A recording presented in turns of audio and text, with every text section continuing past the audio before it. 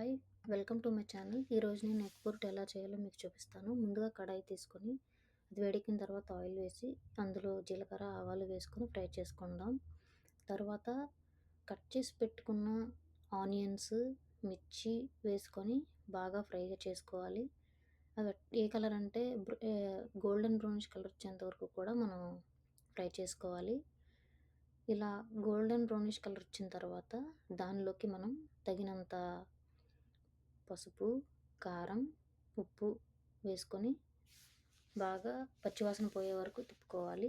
Next రెడీగా చేసి పెట్టుకున్న ఎగ్స్‌ని తీసుకొని అందులో కట్ చేసి వేసుకోండి. వేసుకున్న తర్వాత బాగా తిప్పండి. అడుగున అంటుకోకుండా చక్కగా నీట్‌గా తిప్పుకోండి. ఎడ్జెస్ కూడా కవర్ అయ్యేలాగా. లాస్ట్‌లో ఇలా వస్తుంది. గుమగుమలాడే ఎగ్ పొరటు రెడీ.